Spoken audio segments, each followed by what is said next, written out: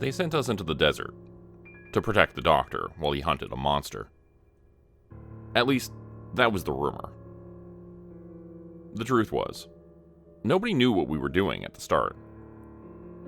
But we could all tell the doctor and his 2 bodyguards were hard types. LT had some buddies in the CIA. Real spooks that probably showered with their sunglasses on.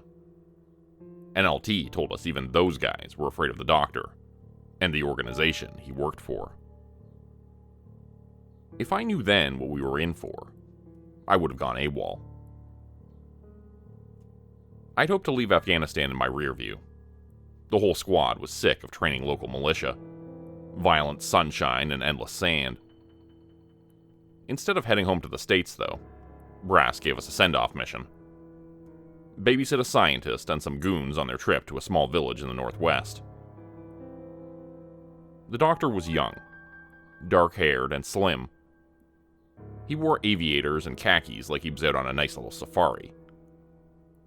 His bodyguards looked similar enough to be twins and never spoke.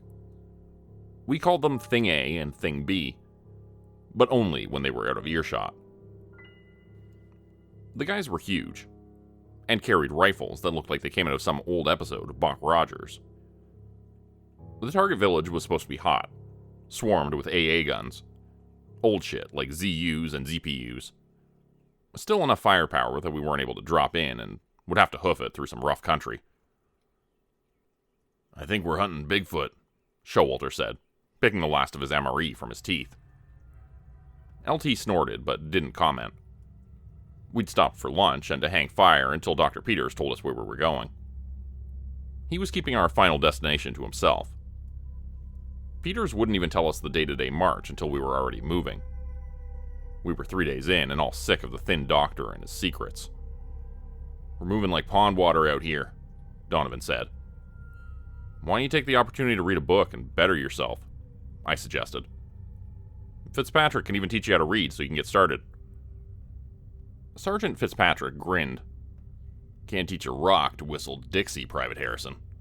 That goes against its nature." "You're both very funny people," Donovan said. He was field stripping his rifle for the second time that day, not even bothering to look at the parts as he reassembled.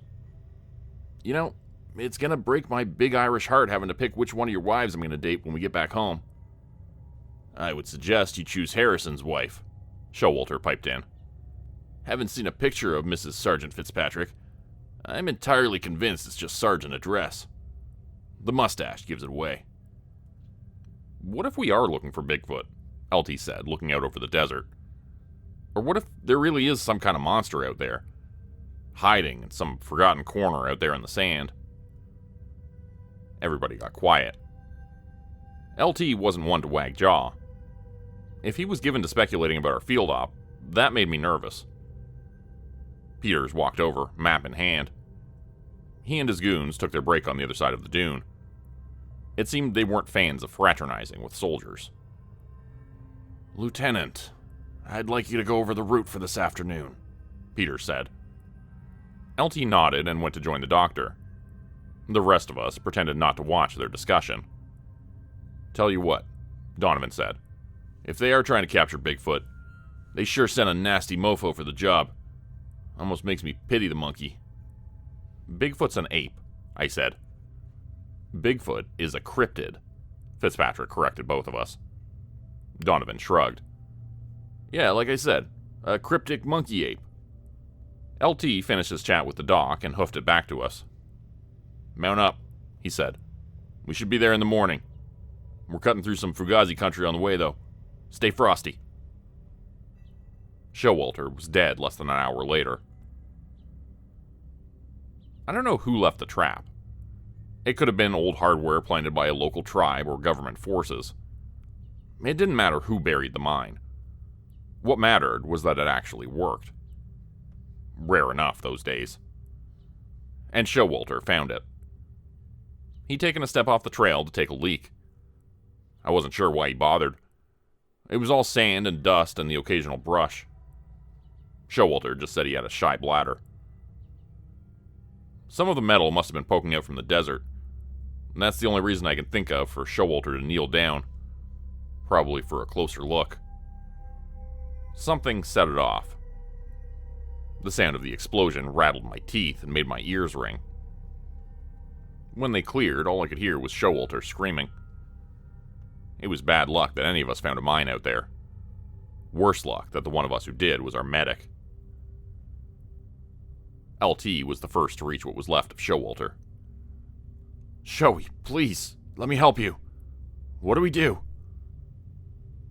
Showalter couldn't help us help him. His medkit was shredded and useless.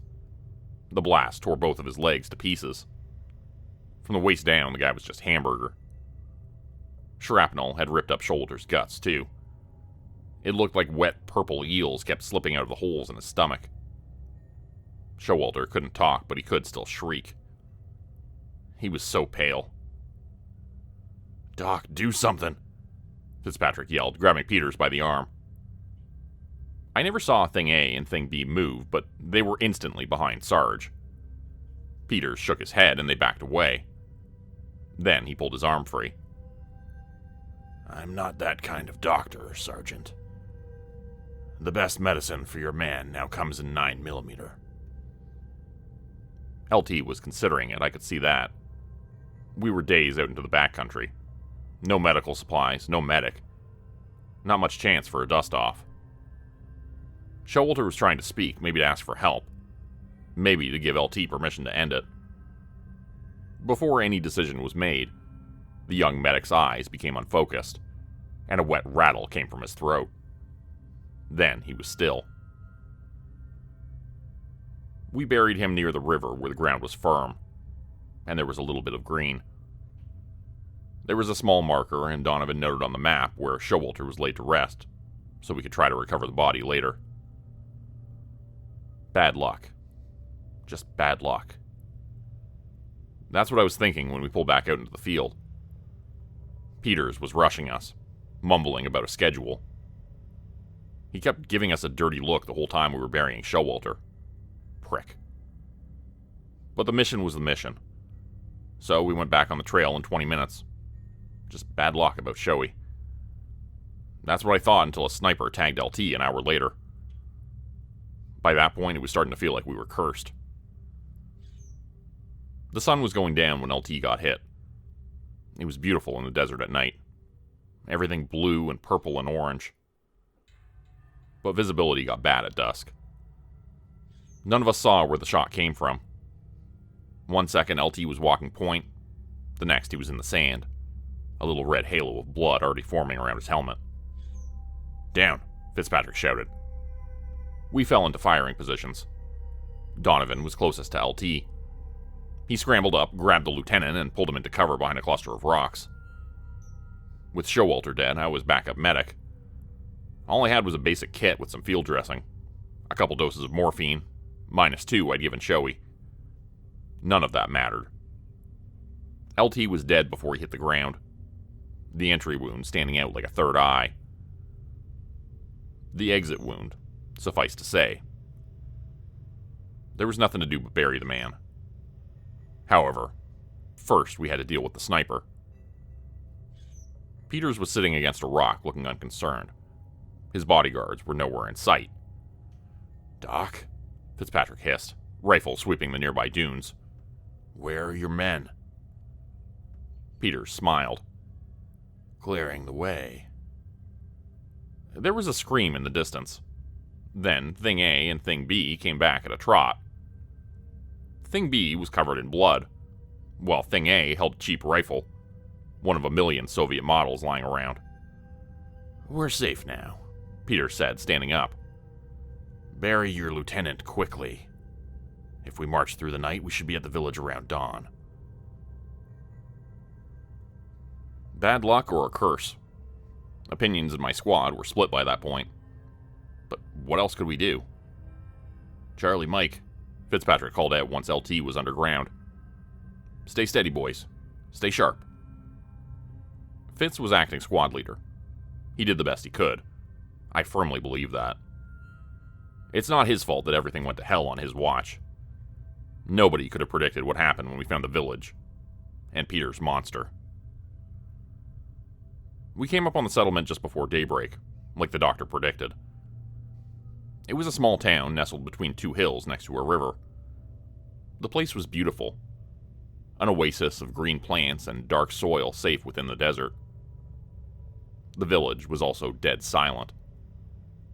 There wasn't even the bleating of ghosts or any other animal sounds. "Something's wrong," Donovan muttered. He swept his binoculars back and forth across the empty dirt streets. "Feels like a trap.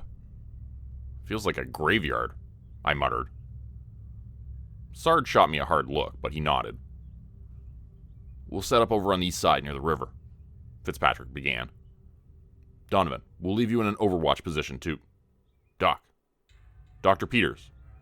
What in the hell are you doing?" Peters ignored the sergeant and kept heading down the hill towards the village. Thing A and Thing B in tow like giant shadows. Fitz cursed but gestured for us to follow. I felt a wild impulse to frag Dr. Peters and his goons right there. Just plug them from behind before they could turn. Maybe roll a grenade between them for good measure. There was something just not right about them. About the whole operation. 2 of my friends were already dead. But the mission was the mission. So all I did was shoulder my rifle and follow Sarge and Donovan into the silent village. We passed a goat pen tucked against a small building on the outskirts of town. It was immediately obvious why we hadn't heard any animals. They were all dead. "Christ," Fitzpatrick muttered. The goats were spread out like scattered coins within the pen. They were unmoving. Bodies curled and contorted as if they died in agony. Donovan made eye contact with me. "Gas?" he mouthed silently. I shrugged. We'd all heard stories about chemical attacks on targets in the mountains. The U.S. was supposed to stay hands-off in the conflict, and I'd never heard any confirmation about any of the rumors from friends in the field. But the rumors persisted. Peters and his team had stopped at the center of the village next to the well. He seemed to be waiting for us. "Donovan, start checking houses on the east side," Fitzpatrick ordered. "Harrison, you take west." Donovan nodded, checked the windows of a nearby hut, then quietly slipped inside. I hadn't even reached the door of my first target before he emerged, gagging. "Jesus, dead," Donovan sputtered. "Everyone's dead." Sarge nodded towards the house, and he and I approached, weapons up. The smell hit me before I even walked through the door. Rotting meat. I pulled my necker up to cover my mouth and nose, then stepped inside. It was a massacre. There were at least 6 dead in the main room alone. I saw men, women, even 2 kids. Judging by the smell and decomposition, they'd been dead for the better part of a week. Maybe longer. Even more disturbing than the condition of the bodies was their positioning. Limbs were twisted and bent at unnatural angles. Backs and necks snapped. Everyone was mangled. Like spiders crushed under some divine thumb. Even the kids. There was a cradle in the corner and... "What happened here?" I whispered. "Who did this to them?" Sergeant Fitzpatrick was leaning down by the nearest body, examining it in the pre-dawn gloom with his flashlight. "They're scratched all to pieces. Blood under their nails, but no defensive wounds. It's almost like they did it to themselves," Peters finished. He was standing in the doorway, flanked by his 2 goons. "There's no need to inspect the other properties, Sergeant. You'll find much of the same. This village is dead. What we're looking for will be in the common building." The doctor was right. We followed him into the largest structure in the village.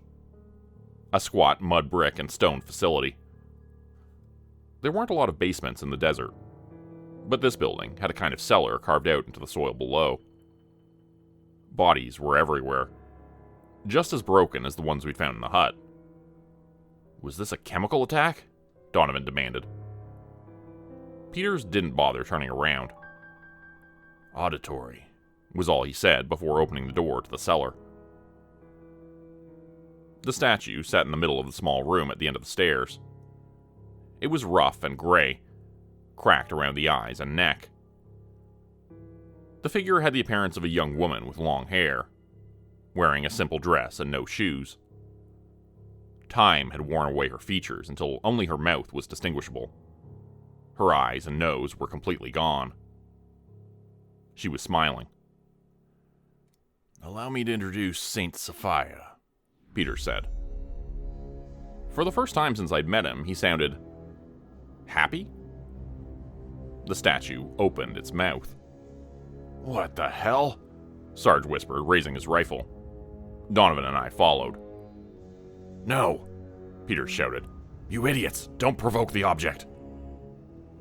Why the doctor didn't tell us beforehand, I don't know. Maybe it never crossed his mind to keep us in the loop. Maybe he just didn't like sharing secrets. Either way, the result was the same. The saint woke up. Its smile grew wider, a little pink tongue sliding over stone teeth. A droning hum emerged from its lips. I felt my skin twitch. The sound was unpleasant, greasy, the auditory equivalent of a trash can fire. I heard Sarge giggle and realized I was grinning. I didn't feel like grinning. It hurt. "Fuck this," Donovan said, firing a burst into the center of the statue. "You goddamn idiot," Peters whispered. He ran. Thing A and Thing B right behind him. I hesitated. Donovan looked like he was about to pull a grenade. Sarge was doubled up, laughing his choked tut-tut-tut laugh. His eyes were white and panicked. The humming grew louder. Before Donovan could make up his mind about the grenade, before any of us could act, a slit appeared on the statue's face where its eyes should have been. The line opened to reveal a second mouth above the first. Both began to sing. It was beautiful and terrible and absolute. I smiled so wide that my jaw cracked. My legs were shaking. I wasn't sure if I was going to have a seizure or start dancing. Sarge was spasming, already on one knee. Donovan was pawing for his dropped rifle, laughing like a maniac the entire time. The singing kept increasing in volume. What's the worst sound you've ever heard? The loudest. Have you ever stood directly under a siren while the vibrations rattled your teeth and made your eardrums stretch? The noise coming from the statue was all of that and worse. It swallowed the world, invaded my head, and my shrieking was lost in the sound.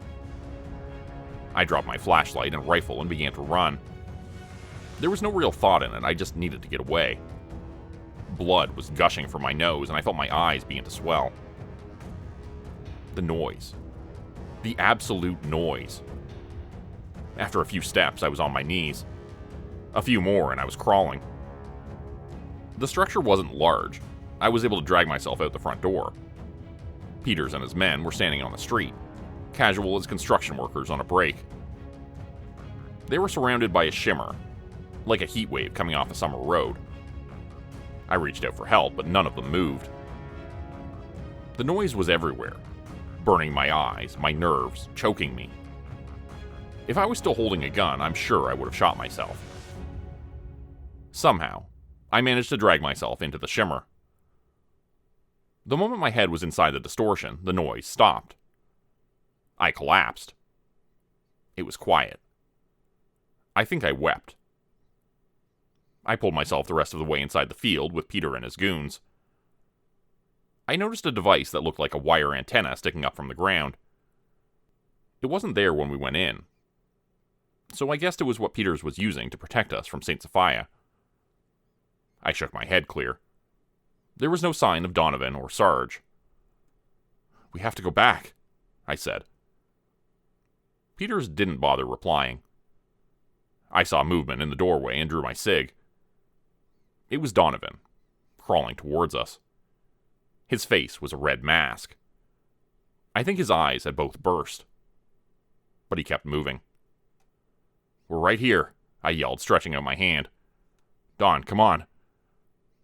He couldn't hear me, but he was still dragging himself forward, and he was so close. I tried to grab him, but as soon as my head left the shimmer, the noise came back and I pulled away. The best I could do was reach my hand out. "Please," I said. "Donovan, please." He died less than 3 feet away from my fingertips. The noise was just too much for him. Donovan curled up, blind and deaf, and began clawing at his ears. Then his throat. Then he began seizing so hard that I heard bones snapping.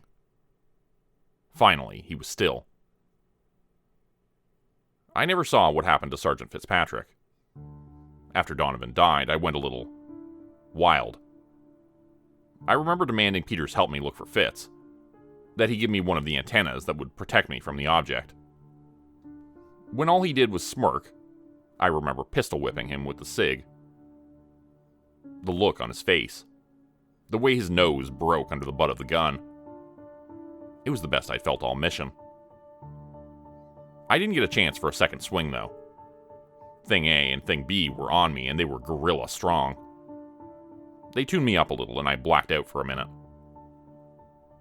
I woke up to the sound of Peters on the radio. "You can call off the search," he relayed into the mic. "We found the target at potential site 7XG. Extraction required." There was a pause. 4 personnel. 1 object. Approximately 200 kilograms. 4 personnel. I think Peters was pausing because he was trying to decide if I'd be getting a ride out, or an unmarked grave in the sand. I'm not sure why he chose the former, but they did pull us out by chopper. I went through a debriefing, a quarantine, another debriefing, and then they locked me in a comfortable, tiny room for at least a week. When I got out, a medical discharge was waiting for me. I never found out if they recovered my friends' bodies, or what happened to the statue. The story you just heard was written by Travis Brown, also known as Grand Theft Motto on Reddit. This story and others are featured in his book, How to Build a Haunted House. I'll link it below in the description, and I hope you all check out the author's work on Amazon. Thanks for listening. Become a channel member today for early access, bonus videos, and special emojis only available to members. Check out the description below or click the join button for more info. If you'd like another way to help support the channel, please consider joining my Patreon page at patreon.com/Jordan Group Horror. As a patron, you'll get access to bonus videos and content. You'll be credited at the end of every video going forward, and if you decide to stay for 3 months, I'll name a character after you, which will be featured in a Hollow's End story. Links to join the Patreon are in the description. Thanks everyone for listening. Please like, subscribe, and comment to help the channel continue to grow. And see you again next time at 4 p.m. Eastern Standard Time. Hope you have a great night.